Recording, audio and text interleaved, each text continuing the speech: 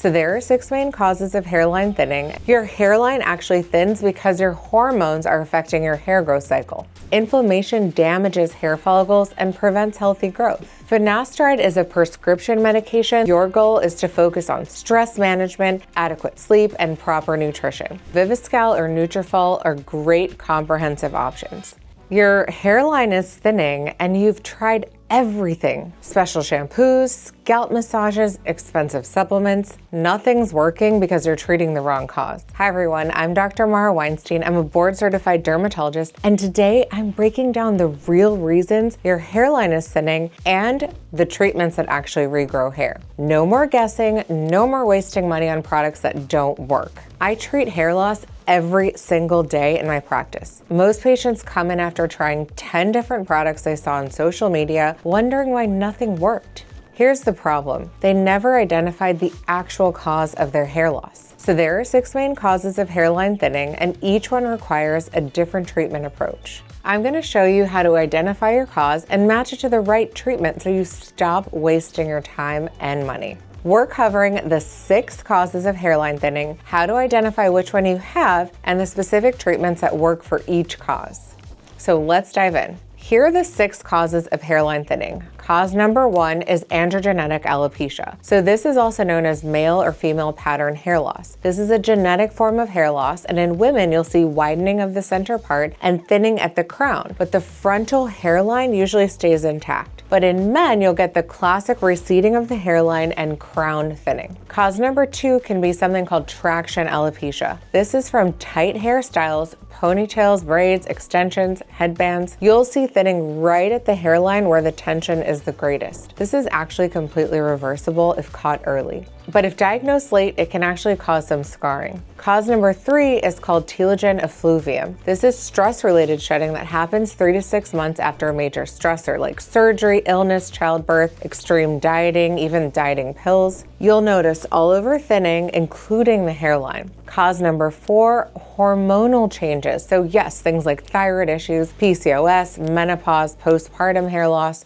Your hairline actually thins because your hormones are affecting your hair growth cycle. Cause number 5, nutritional deficiencies. So iron deficiency, low protein, low vitamin D. Your body prioritizes vital organs over hair growth when nutrients are scarce. Cause 6, scalp inflammation. Yes, so conditions like seborrheic dermatitis, psoriasis, or folliculitis. Inflammation damages hair follicles and prevents healthy growth. So let's talk about how to identify your cause. Look at your family history. If your mom, dad, or grandparents have thinning hair, it's likely androgenetic alopecia, so inherited pattern hair loss. Check your hairstyle habits. Do you wear tight ponytails daily? Do you sleep in wet hair or braids? Do you use heavy extensions? This is called traction alopecia. And think about timing. Did your hair loss start 3 months after a major life event or a surgery? That's likely telogen effluvium. Next, look at your scalp. Is it red, flaky, or itchy? That's inflammation that can affect your hair growth. Lastly, consider your overall health. Are you tired all the time? Are you having irregular periods? Are you losing weight rapidly? That could be hormonal or nutritional.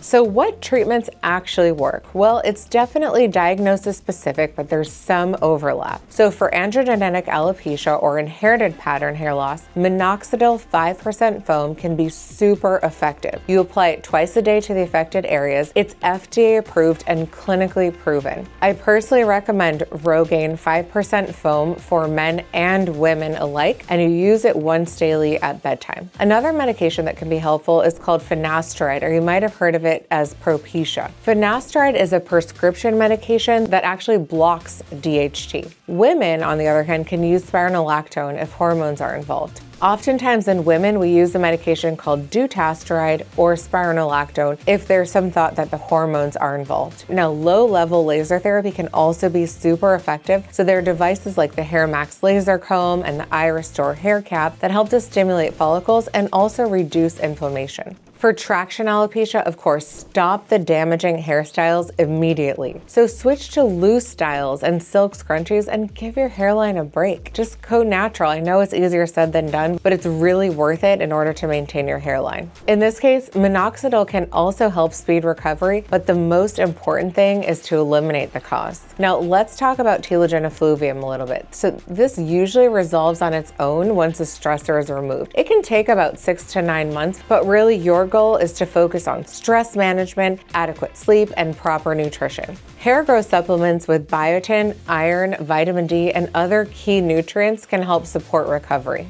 Now for hormonal hair loss, we really need to think about the underlying condition first. So you're going to want to work with your endocrinologist, your dermatologist, or your primary care doctor to optimize your thyroid function or manage your PCOS, depending on where the hormone deficit is. Spironolactone for women with hormonal hair loss can be super effective. It blocks androgens that shrink hair follicles. Now for nutritional deficiencies, you're going to need to get blood work done. So a doctor will likely check your iron, your ferritin, vitamin D, B12, and your thyroid function. Supplement what you're deficient in. So Viviscal or Nutrafol are great comprehensive options. For scalp inflammation, of course, you're going to want to treat the underlying scalp condition first. So for seborrheic dermatitis, you're going to want to use medicated shampoos with ketoconazole or selenium sulfide, which can be purchased over the counter. Once inflammation is controlled, then minoxidil can come in and help regrow hair. Now, there are some advanced treatments to think about. PRP is something we do in the office all the time. It stands for platelet-rich plasma. This is when your own blood is processed, so it's spun down, the platelets are extracted and then injected back into the scalp. This works really well for conditions like androgenetic alopecia, and it can be combined with other treatments. Exosome therapy is also an amazing new treatment that can be considered, and we use exosomes, which deliver growth factors to help stimulate hair follicles. There's some early studies that are really promising, especially for androgenetic alopecia, and more to come on that. Microneedling can also be used with either a derma roller or a mechanical pen. Usually derma rollers are used at home and mechanical pens are used in the office, but it can help increase the absorption of topical treatments on the scalp like minoxidil. There are also hair transplants as an option, and these are reserved for more advanced hair loss patients where other treatments haven't really worked. It actually is a process that moves healthy follicles to thinning areas in order to regrow hair. Now, here are some treatments that you might have heard about that don't actually work, in my opinion. So scalp massages don't regrow hair. They might improve circulation temporarily and they feel really good. They're great for a self-care day, but there's no evidence that they actually reverse hair loss. And they're also essential oils. So essential oils like rosemary or peppermint oil have minimal evidence. They're not harmful, but don't expect to see dramatic results. There are also expensive shampoos that are marketed for hair loss. Shampoos don't really penetrate into the hair follicle for long enough to meaningfully affect growth. They're good and they might feel nice, they might improve the quality and the shine of the hair, but they're not really going to address the underlying cause. There are also so many supplements out there. There's biotin alone, there's supplements that are marketed for hair loss, but if you're not deficient in biotin, for example, then taking thousands of milligrams of biotin can actually be more harmful than helpful.